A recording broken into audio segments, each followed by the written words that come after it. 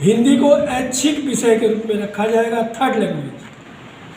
प्रथम जो लैंग्वेज के रूप में स्थानीय भाषा, और द्वितीय के रूप में अंग्रेजी, और थर्ड लैंग्वेज के रूप में भारत की सभी भाषाएं, वो असमिया भी हो सकता है, हिंदी भी हो सकता है, गुजराती, उड़िया, कुछ भी हो सकता है।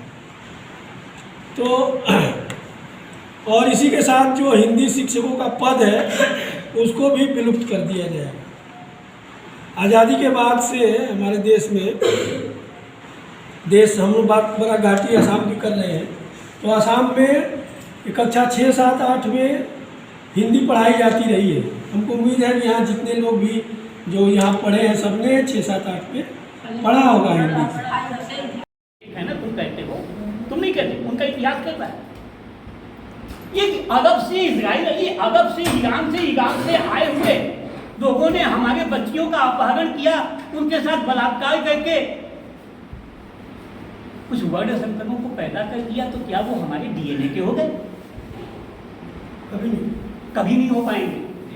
आपको मैं एक बात बता दूं, ध्यान रखना, आज नहीं तो कल, 5 वर्ष के बाद, 10 वर्ष के बाद, 20 वर्ष के बाद, 2 महीने के बाद आपके इसी बांग्लादेश से पैराग्लाइडर पर सवाल होकर के वही दहसी दरिंदे कछाड़ में आएंगे जिनको आज हमारे बेचारे बांग्ला भाषी अपना समझते हैं, और हम हिंदी भाषी लोगों ने भी अपनी मातृभाषा को भुलाकर बांग्ला भाषा को भुला। हमें बांग्ला से कोई आपत्ति नहीं, मैं चाहता हूं हम सभी बांग्ला भाषा बोले। हमें बांग्ला आनी चाहिए, हमें हिंदी आनी चाहिए, वो इंग्लिश हमें क्यों आनी चाहिए? क्या हो सकता है? मैं इस मंच से स्पष्ट कहना चाहता हूं, यह मेरा व्यक्तिगत विचार है, यह अभी जो कहने जा रहा हूं यह मेरा व्यक्तिगत विचार है। मैं बीजेपी को ही वोट दूंगा,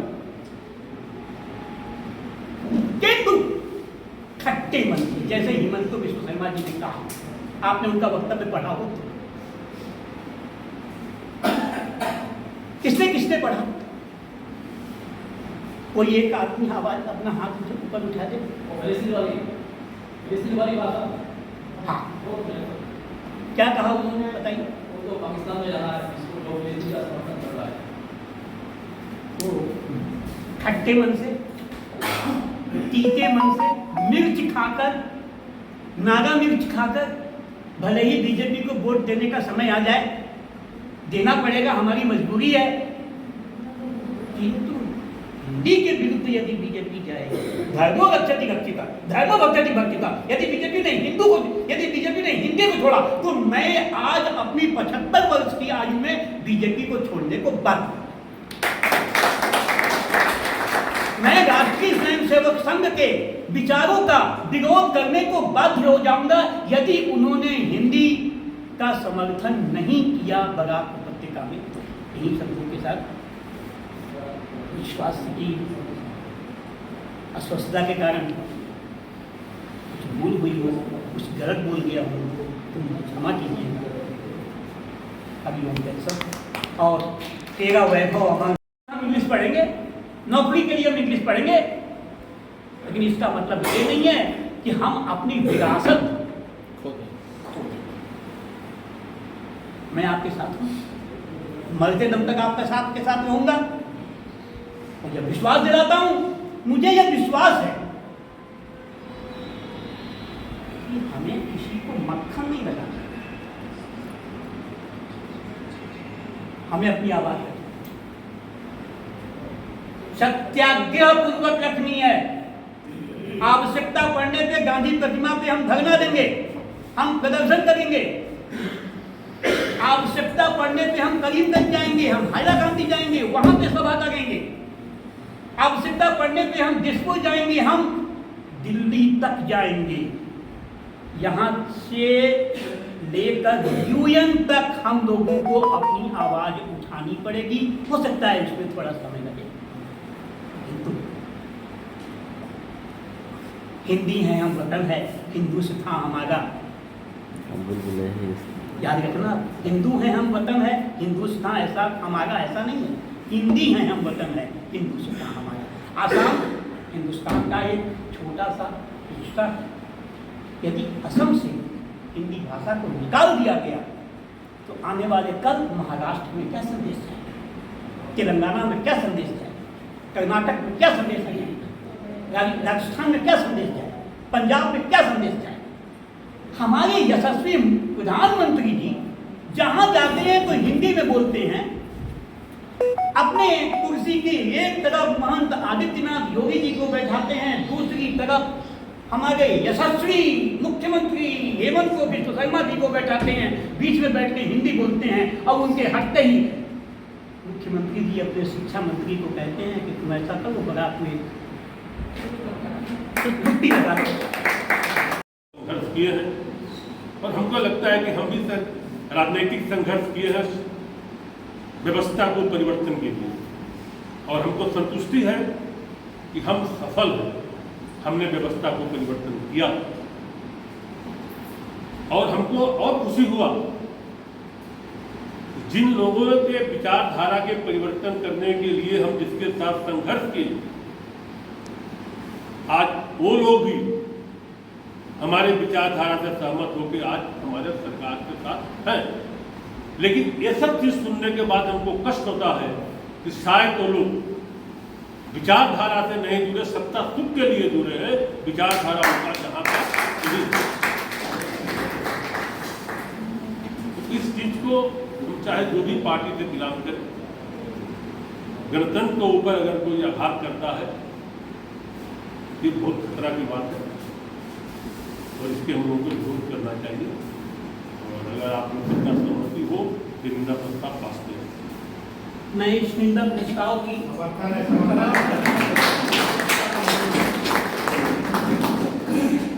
अब आ गए हम लोग हिंदी के बारे में, काफी लोगों ने अपना विचार व्यक्त किया है।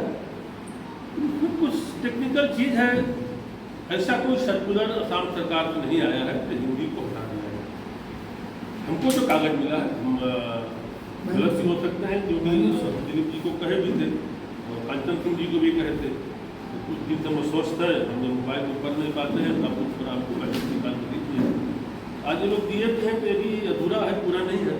तो इसमें लिखा हुआ है साथ minute of the review meeting बराबर होते रहता है, ब्यूरोक्रेट लोग अपना माइन्यूट देते रहते हैं, सरकार उस पर विचार करता है। इसमें है कुछ जगह लिखा हुआ है लैंग्वेज फॉर्मूला के बारे में लोग लिखते हैं। जब पहले जैसे हिंदी स्कूल में हिंदी टीचर का पोस्ट,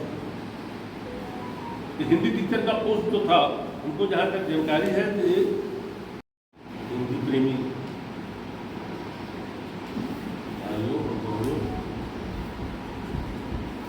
टाइम से सफर चल रहा है, सभी लोगों ने अपने मूल्यवान सुझाव दिए हैं।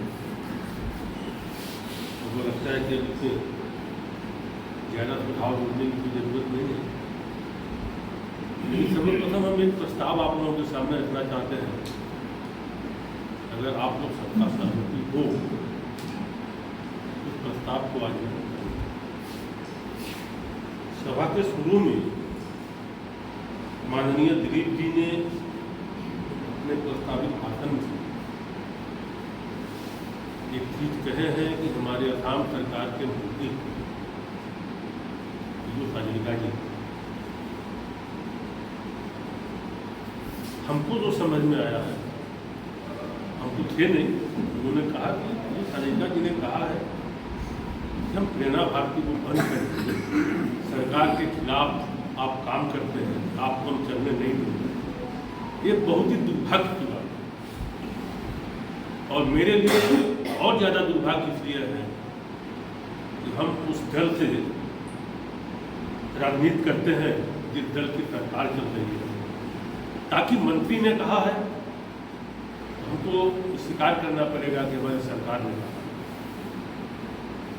हम उस दल के होते हुए भी हम आप लोगों के सामने प्रस्ताव रखते हैं, जितना भी कड़ी भाषा में हो उसको निंदा किया जाए और ये निंदा प्रस्ताव की कॉपी भारतीय जनता पार्टी के अध्यक्ष से लेकर प्रधानमंत्री तक दी जाए। दुर्भाग्य की बात है, हमें आज भी विश्वास है भारतीय जनता पार्टी से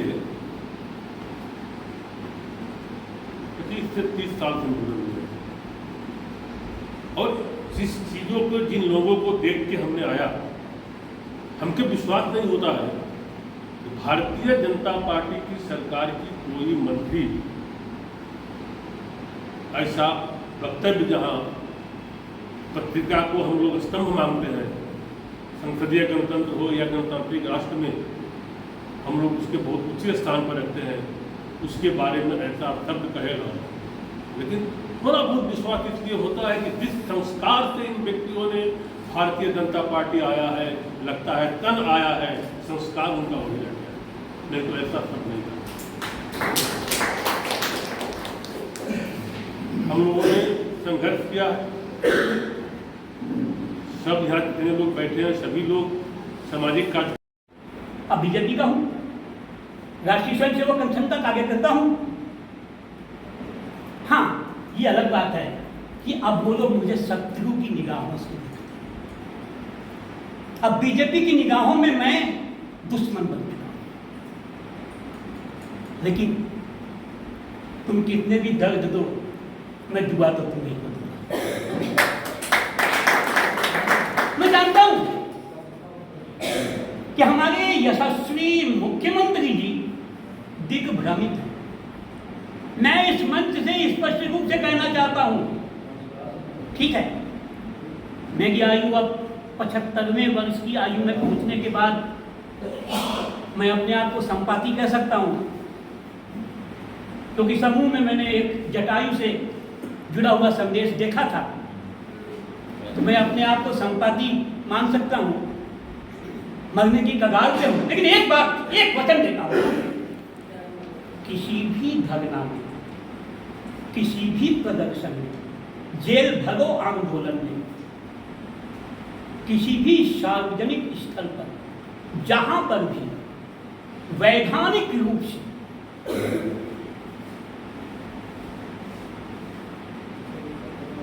हिंदुस्तान का विरोध न होते हुए हिंदी का समर्थन होगा, वहां मैं आपके सबसे सामने रहूंगा। यदि गोलियां चलेंगी तो पहली गोली मैं खाने के लिए चलूंगा, मैं पीछे नहीं हूं।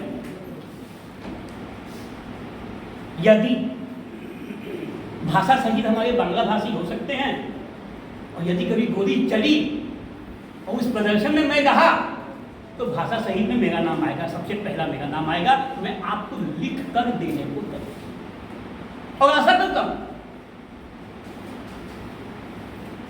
कि बराक उपत्यका के वामपंथी, कांग्रेस, आम आदमी पार्टी, भारतीय जनता पार्टी, जितने भी राजनीतिक संगठन हैं,